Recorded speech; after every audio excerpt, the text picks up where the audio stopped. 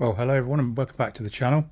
As you can see, there's been some progression on the SRX600 build. Sorry I haven't filmed any of this, but I've had builders round and they've been in and out of the workshop and the garage, so it's been quite difficult to do so. But I'll show you what I've done so far.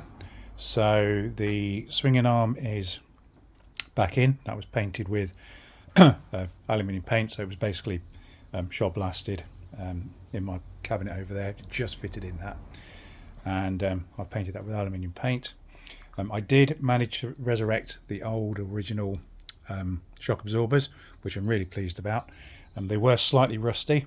It was only surface rust. I've managed to get most of that off, which I've done either with iron wool or tin foil, and frankly some elbow grease. But they've come up, and I think I'm definitely going to keep those. You know, they are original ones. The bike's been doing 14,000 miles. They should be fine in theory. I have polished the tops of them and these small domes as well.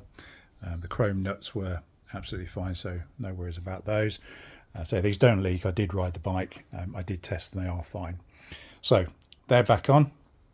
Bolts are all torqued back up to where they should be. So swing arms on, that's all torqued up to where it should be. A little tip for you: what I do is, if it's a critical bolt, and like this is, and I've torqued it up already, and I need to check whether I have, what I do is I put somewhere just there on this one a little red dot with an indelible pen, and then that tells me that I've torqued that up already. So it's a quick reference just to go around once you've done the build and check all the important bolts, things like this, just to make sure that they have been done up. If they've got a red dot on them, I know I've done them up. Otherwise, if there's no red dot, I know it still needs doing. I have also refitted the airbox. That's all been taken apart, all cleaned out, just with soap and water, to be honest. I've then treated these with some ACF 50, which is it just makes them shiny, to be honest, but it's a special formula that basically just protects things. But I'm hoping, because of how it was made of, it might make them slightly softer. These have been re-zinced as well, ready to go on. Most of the nuts and bolts have been re-zinced, including these ones up here and these ones down here that hold these bits and pieces on. So they're all done. I've also refitted the front part of the rear mudguard, cleaned all that up, and also the rear mudguard itself. Number plate, I've ordered a new one of those because the one was damaged, so that's on order. Rear light, I've had apart and cleaned all that up. Cleaned all this up, made sure there's a good seal between this and the heat sink, because this gets hot, and the whole point of that is to take away the heat from that. The regulator, so that's all sorted. Cables all back in for that. Again, all these bolts have been re-zinced as I've gone along. So that's that section, and then as we work our way to the front, I've now also got the wheel back on. So in one of the previous episodes we did the discs, put all those back on, Loctite all those in. I'd done the forks previously off camera. I've polished those. I haven't gone for a mirror polish because, as you probably know by now, I'm not going for some sort of show pony here. I'm looking for this to be as close to original as it can be, really. So I haven't clear coated those. I probably should have done, but I always find the clear coat just makes them slightly, just takes the too much shine off them for me. So I've left them like that. I don't mind polishing them when they need it. Wheels all been painted, rims polished, so that's all back in. Obviously the yokes and everything are all back on. I have also changed the steering head bearings. That's been one of the other videos. And then moving down here again, so as I said, when I've done a bolt up to torque, I always mark it with a little red pen. So there's a little red mark on that one. I'm not sure you can see that. There's a red mark on there. Same on this one, which is the pinch bolt. So that's all done. And the other thing that I've done is I've the wiring loom was in a bit of a state. It's cleaned up pretty well, actually. So I'll show you what I used to clean that up. I just set it on the bench out here. Just face this stuff.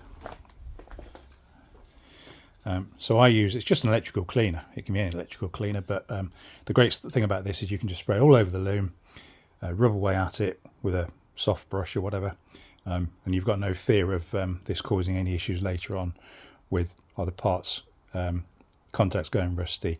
And in fact, more to the point, this is going to clean them up, of course. That's its purpose. So I've gone through the whole loom. I've cleaned it all up. There's one or two places that I need to retape. So I've just at the moment just laid it on loosely, very loosely.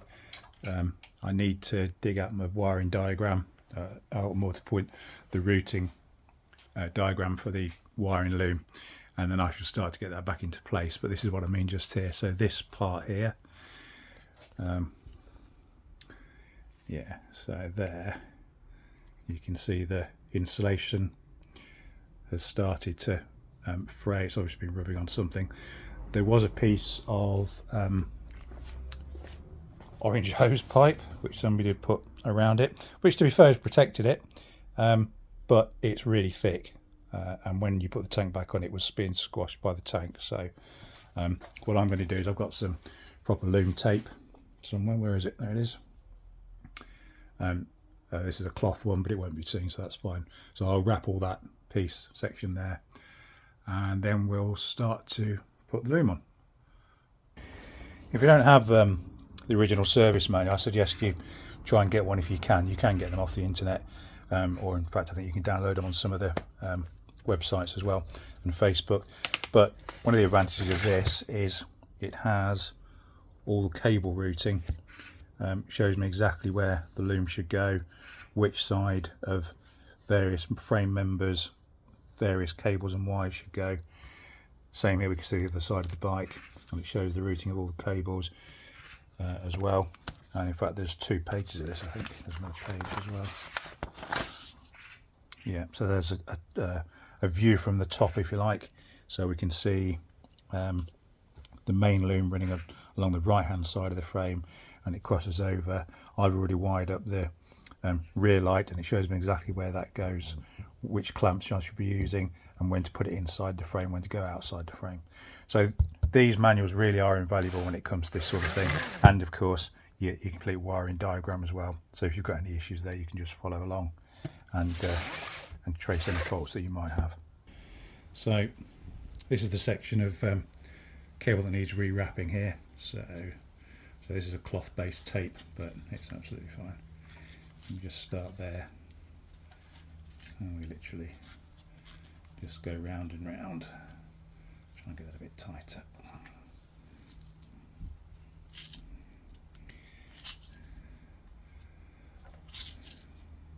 This is pretty strong stuff, this fabric stuff. They generally don't use this on Japanese bikes, I don't think, to be honest, but it's what I've got. You can't see it, so okay, I'm doing that. The rest of that looks fine, so I'll just get my cutters.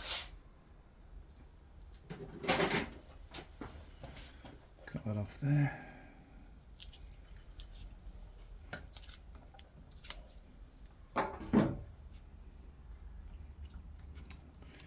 There we go.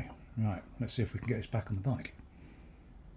So I think our starting point should be about here, because A, according to this, is white taping. Match the white tape to the main pipe end. Right, so basically that'll give us our start, because if we put our white tape there, and it looks like the loom goes under that, then we know roughly where we are, and the way the rest of the room's got to lay. Right, so I think where's our white tape? Our white tape is there, and it was suggesting that has to line up with this, but it goes under that frame according to the manual. So let's stick all of that lot through there. We know our white tape goes roughly there. I would have thought I laid in there. Don't know. Let me just check the manual again. Right, double check the manual, and that piece of white tape definitely needs to be under there, and in fact it just show like a clip. Where is it? Just there. So I suppose we can put a tie wrap on there, and then it shows the rest of the loom, part of it coming up and through a clip and straight around the head, and the other part of the loom goes under the top frame around, and they seem to cross over each other at the other side. So I'm not quite sure, but I don't think I've got those the right way round. I think they should be the other way round personally. Difficult to say looking at that, but that sort of seems to fit into there, and the tacho's on the right, and that is the bulb for the tacho. At this point in time I'm not entirely sure I've got that right. I wonder. I'm going to try it the other way around, see what happens. I've got some pictures of this which I'm going to go and check in a minute, but at the moment I'm going to leave it like that. So we've got our piece of white tape which appears to go up there. I will tie wrap that on at some point when we're all back in. The sort of, if you like, the memory muscle of this routing just seems to work, so that's obviously flattened there, and as it comes around it seems to naturally bend around that one. This one also, sorry, let me get that right. So this one automatically seems to do that, and according to the book that's what's meant to happen. They cross over each other, and then this one again just seems to sit down nicely in there where that is. So I'm pretty sure that's correct. What was throwing me was that the light, I think that is for the tacho, was if I put that cable around this, that cable around this side, that sort of made sense as to where the tacho light was, but actually now I realise that they cross over like that. I think that makes more sense, so I'm going with that. The piece I've just taped up sits apparently in this groove on the top of the airbox, and then it shows the rest of the loom all going under here, rather than, if I hadn't got the manual I'd have probably just put that down there, but clearly that's not right. So apparently it all goes under there, so that's the next thing to do. I've got to thread all of this lot. I think we're just about there with the loom. So we've got the main part of the loom. So we started off basically with this white tape there, which is where it said to put it, and then the main part of the loom we wrapped around the right hand side of the headstock and crossed over, and then the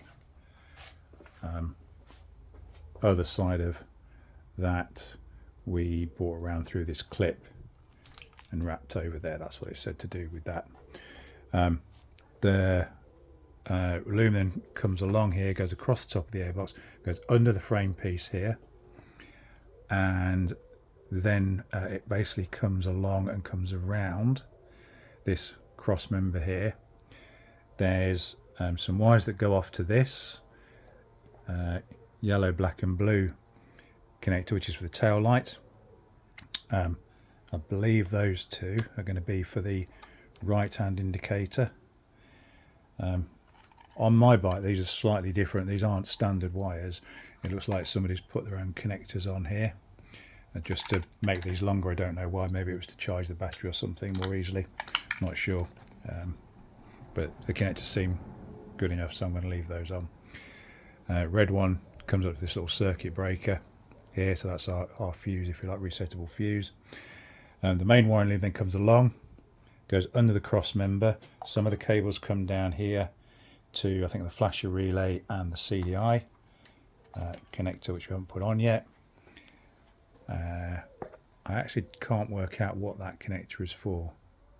if I'm honest. Not sure about that one. We'll have to come back to that, but it just seems to sit in there. I mean, I'm sure once we start putting other things back on, it might make sense. Maybe possibly could be a neutral light sensor, not sure. Those two are going to be for the left-hand indicator, and then there's another clip holding the main loom in there. Then the main loom comes round, comes up to the regulator rectifier, which is up here, and that's basically the whole of the loom. Well, the only other part is if we come back round again,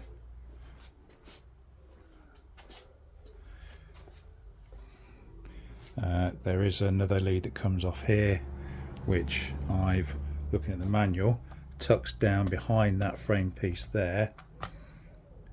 Sorry, that frame piece there is quite difficult when you're holding the camera in one hand. I think that seems to be where it goes. That's better. It tucks in there and then pops out further down here, and I'm pretty sure that's going to be for the brake light switch just there. So that basically is the loom back in.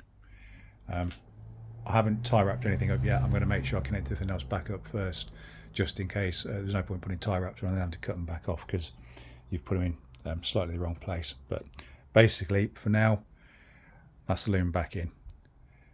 So that'll do for today, and I'll see you in the next one.